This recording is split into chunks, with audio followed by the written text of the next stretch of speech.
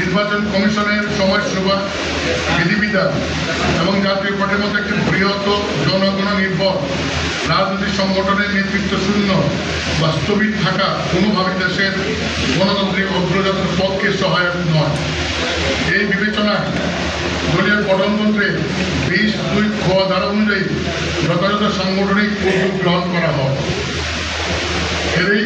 এই ধারার ক্ষমতা বলে 5 আগস্ট 2025 তারিখে জাতীয় পার্টির senior co chairman barrister Anis Islam মাহমুদের সভাপতিত্বে পার্টির সর্বোচ্চ নীতি নির্ধারী ফোরাম প্রেসিডেন্টের সভা আয়োজিত হয়।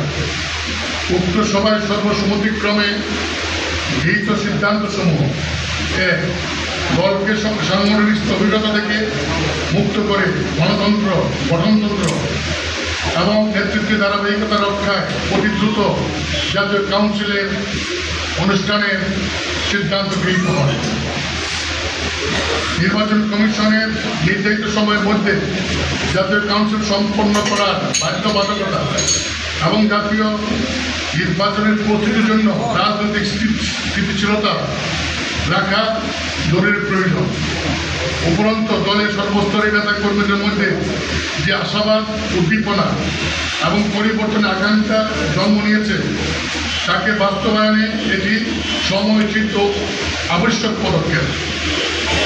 এই সিদ্ধান্তের মাধ্যমে জাতীয় পার্টি আবারও প্রমাণ করছে এই দল কেবল একটি ব্যক্তিকেন্দ্রিক নয়, এটি একটি প্রাতিষ্ঠানিক শক্তি, একটি আদর্শ ভিত্তিক গণতান্ত্রিক আন্দোলন। বাংলাদেশের রাজনীতিতে যখন হতাশা, বিভ্রান্তি ও দিশাহারা ভাব বিরাজ করছে তখন জাতীয় পার্টির দায়িত্বশীলতা, শৃঙ্খলা ও ঐক্যের বার্তা নিয়ে দেশবাসীর সামনে নতুন করে আত্মপ্রকাশ করছে। জাতীয় কাউন্সিলের তারিখ পার্টি সেন্টার ঘোষণা 1 সভাপতিত্ব করবেন senior co chairman barrister Anis Islam Mahmud ভারপ্রাপ্ত চেয়ারম্যান হিসাবে। এই কাউন্সিল হবে আত্মশুদ্ধি, গণতন্ত্র, নেতৃত্বের পুনর্গঠন ও বৃহত্তর ঐক্যের মোড়। আমি আপনাদের জানাতে চাই, নির্বাচন কমিশনের নির্ধারিত সময় অনুযায়ী জাতীয় পার্টির 10ম কাউন্সিলে অনুষ্ঠিত হওয়ার সর্বশেষ সময় ছিল 30 জুন 2025। আমরা সেই নির্দেশের আলোকে 28 জুন জাতীয় কাউন্সিলের তারিখ নির্ধারণ করেছিলাম, কিন্তু উপযুক্ত ভেন্যু না পাওয়ায় সেই কাউন্সিল স্থগিত করা হয়।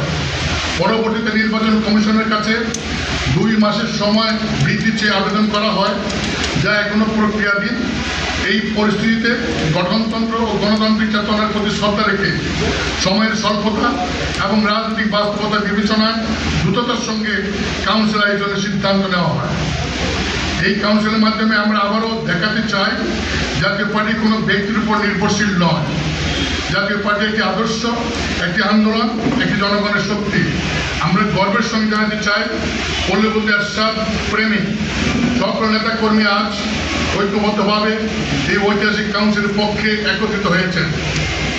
আমরা স্মরণ করি, অলি বন্ধু মোহাম্মদ হোসেন মোহাম্মদ এরশাদ শুধু একজন রাজনীতিবিদ ছিলেন না, তিনি ছিলেন দূরদর্শী রাষ্ট্রনায়ক, সাহসী সংস্কারক এবং আধুনিক বাংলাদেশের অন্যতম কারিগর।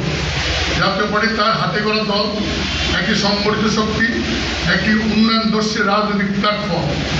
তার শাসনামলে উপজেলা ব্যবস্থা প্রবর্তন, গ্রামীণ অবকাঠামো উন্নয়ন, নারীর ক্ষমতায়ন, শিক্ষাক্ষেত্রে বিস্তৃতি, দারিদ্র বিমোচনের যুগান্তকারী পদক্ষেপ, প্রশাসনিক সংস্কার ইত্যাদি সামাজিক ভিত্তিকে দৃঢ় করে রেখেছে। জাতীয় পার্টি সবসময় বাংলাদেশের মহান মুক্তিযুদ্ধের চেতনার প্রতিশ্রুতিবদ্ধ।